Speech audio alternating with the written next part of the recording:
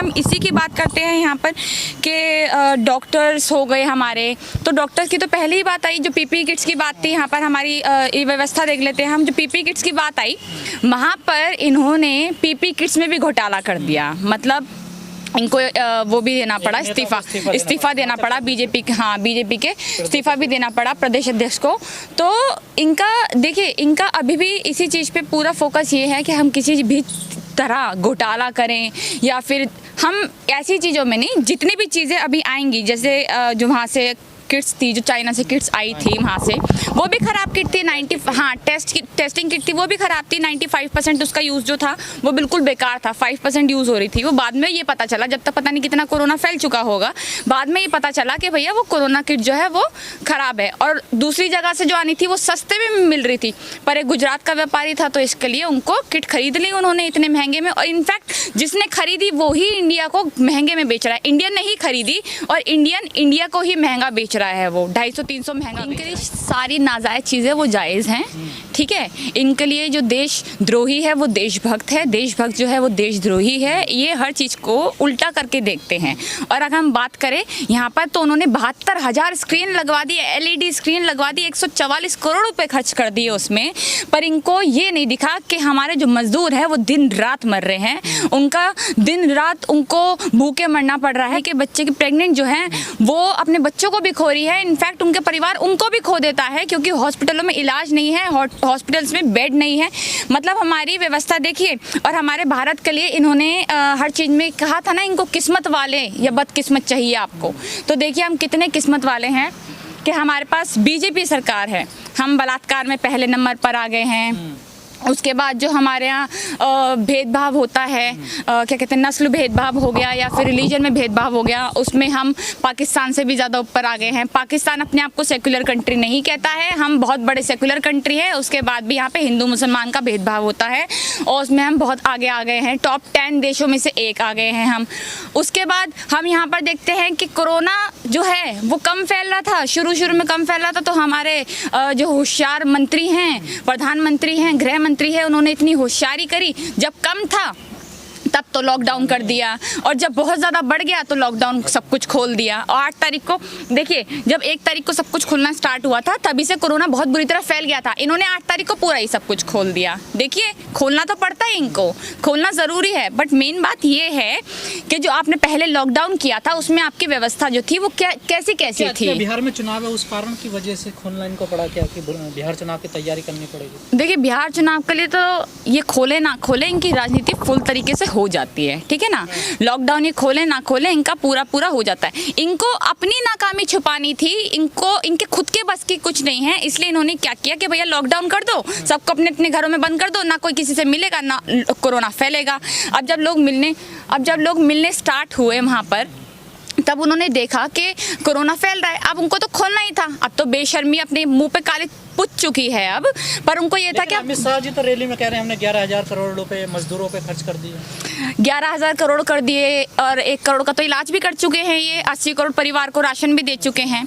तो फेंकना इनका चलता रहेगा, इनके ये भी फेंकू और इनका प्रधानमंत्री भी फेंकू, अमित शाह भी फेंकू, और इनकी जो मंत्री है वो पता नहीं कौन सा कपड़ा मंत्रालय है उसकी मंत्री बनी बैठी है, कौन है, स्मृति ईरानी, वो उसने 80 करोड़ परिवारों को राशन दे दिए। 25-30 करोड़ टोटल है, वो 80 करोड़ को शायद पर्सनली देकर आई होगी किसी के घर में अपने राशन, क्योंकि बेचारी बड़ी समाज सेवा में लगे रहती है। हमने तो बीजेपी भूल जाती है, क्या बोल रही, बाद में ध्यान आता है, जैसे उन्होंने, उनको तो बाद में भी ध्यान नहीं आता ना, उनको बाद में भी ध्यान नहीं आता। उनको ये है कि जो हमने बोला वो ठीक है, खुलेआम सबके सामने सभा पे खड़े होकर वो झूठे बयान देते हैं। उसके बाद जब वो ट्रोल होने लगते हैं, उसके बाद भी आकर कभी उन्होंने माफ़ी नहीं मांगी कि हमने ये गलत कहा था, कभी भी नहीं कहा। देखिए, जो जी न्यूज़ में हुआ, जो कोरोना फैला जी न्यूज़ में, उस पर तो किसी ने सवाल ही नहीं किया, वो मुद्दा बैठ गया, अपने आप छुप गया।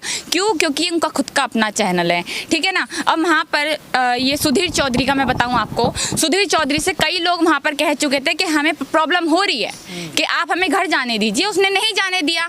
अब वो तो अपना बंदा है इनका सरकार का। जी तो न्यूज़ की आपने बात करी, मीडिया की जी। बात करी आपने, लगातार जो मरकज है जमातिया जो लोग थे, जमात के लोग, कहा गया कि उन्होंने देश में ये कोरोना फैलाया है, इनका अहम रोल है। और प्रतिशत भी बताया जा रहा था जब प्रेस कॉन्फ्रेंस हो रही कि इतनी प्रतिशत, इतने % लोगों को इन लोगों ने कोरोना फैलाया। लेकिन जब जी न्यूज़ के ऑफिस में कोरोना होता है या संबित पात्रा में लक्षण पाए जाते हैं या RSS के ऑफिस में कई लोग पॉजिटिव पाए जाते हैं, तो क्या ये लोग भी जमात के लोगों से मिले हुए थे? हाँ, शायद ये लोगों ने फैलाया है। जो ये मौलाना साद है ना, उनसे मिलकर आए होंगे शायद, ये पर्सनली इन्होंने मीटिंग की होगी। तो हमारे संबित पात्रा को भी कोरोना हो गया। वैसे आज मैंने उसको सुबह ही डिबेट पे देखा, बड़ा सूख सा गया है वैसे तो, पर जब भी वो आ गया, मतलब ये सोचिए कि आप एक बात सोचिए, जो एक नॉर्मल पेशेंट होता है ना, हमारा कोरोना का पेशेंट है, वो जाएगा अपना इलाज कराने के लिए। पहले बात तो उसको कोई घुसने नहीं देगा हॉस्पिटल में, कि बहुत सारे पेशेंट्स हैं। स्टिल उसको घुसने भी दिया, उसके बाद वहाँ पर 10 दिन में, 15 दिन में उसकी रिपोर्ट्स आएंगी। यहाँ पर हमारे मंत्री देख लीजिए, उनकी 1-2 दिन में रिपोर्ट आ जाती है, 10-15 दिन में वो तंदुरुस्त होकर डिबेट में आ जाते हैं। ये तो हम देखते हैं। और अगर हम बात करें यहाँ पर जमातियों की, तो जमातियों से जो कोरोना बोला इन्होंने, जमाती कितने थे? 2-2.5 हज़ार थे, इससे ज़्यादा तो नहीं थे। 2100 लोग, ठीक है, इतने ही लोग थे। इन लोगों ने 2.5 लाख लोगों को कोरोना फैला दिया। 2.5 हज़ार लोगों ने, 2.5 हज़ार भी पूरे नहीं, आज हमारे यहाँ 2.5 लाख से ज़्यादा कोरोना पेशेंट्स हैं, उन्होंने फैला दिया। और अगर हम बात करें यहाँ पर, तो उन्होंने, जितने भी लोग हैं यहाँ पर, उन्होंने पेशेंट्स को जो प्लाज्मा होता है अपना, वो दिया। सबसे आगे बढ़ चढ़ कर आए कि भैया हम प्लाज्मा देंगे और आप हमसे जितना प्लाज्मा लेना है ले लीजिए, और हम सब तैयार हैं, ठीक है। वो खबर कहीं ना कहीं 1-2 दिन हमने देखा कि हाँ गोदी मीडिया में चली, पर बिल्कुल ख़त्म कर दिया। क्यों? क्योंकि उसमें जमातियों की तारीफ होने लग गई, मुस्लिम समाज की तारीफ होने लग गई। उसके बाद एक डॉक्टर का बयान आता है, डॉक्टर आरती जो है, उसका बयान आता है। हाँ, उसने ये बोला कि जो ये जमाती हैं या फिर जो मुस्लिम समाज के लोग हैं, उसने पूरा बोला है ये बात कि मुस्लिम समाज के जो लोग हैं, वीडियो में वायरल हुआ ये पूरा, कि जो मुस्लिम समाज के लोग हैं उनको तो मैं पेशेंट्स मतलब आए तो उनको मैं पहले ही इंजेक्शन ऐसा दे दें कि वो मर जाएं।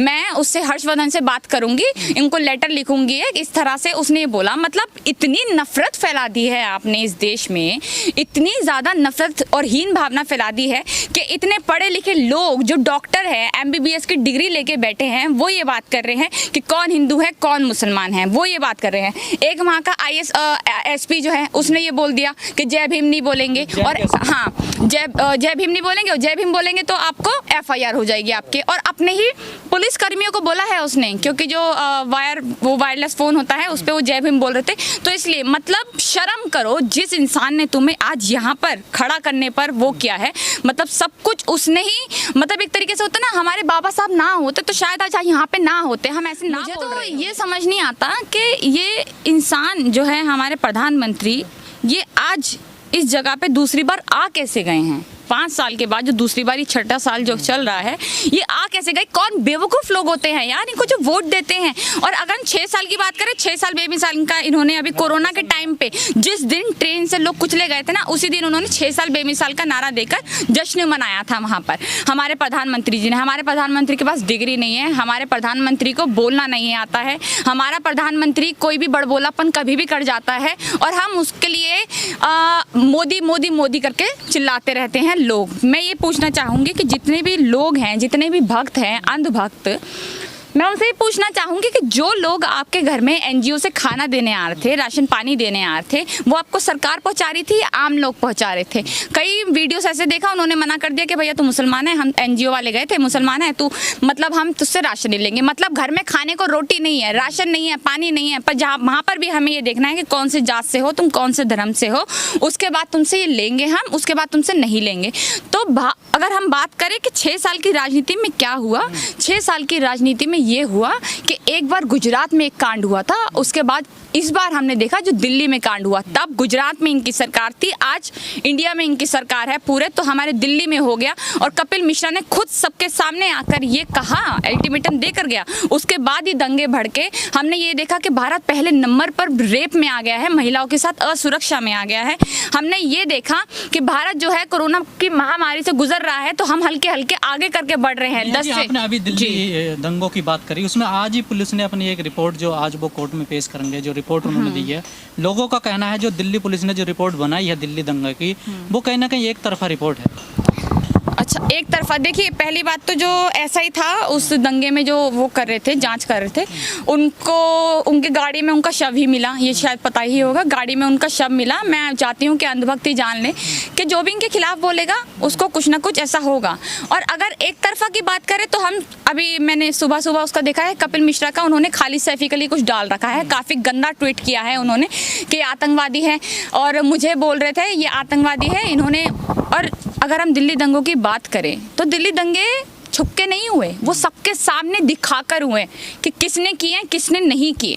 पीसफुल मार्च हो रहा था, किसी ने शुरुआत नहीं की, और अगर शुरुआत करनी थी तो जो पीसफुल मार्च चल रहा था वो 2-3 महीने से चल रहा था पहले ही शाहीन बाग पे, तब तो कुछ नहीं हुआ। जब इलेक्शन आने वाले थे तो देखिए, मैं एक बात बोलूँगी इस पर कि सरकार कोई कसर की नहीं होती, कोई भी सरकार हो वो राजनीति में आके राजनीति करती है और गंदी होकर ही निकलती है।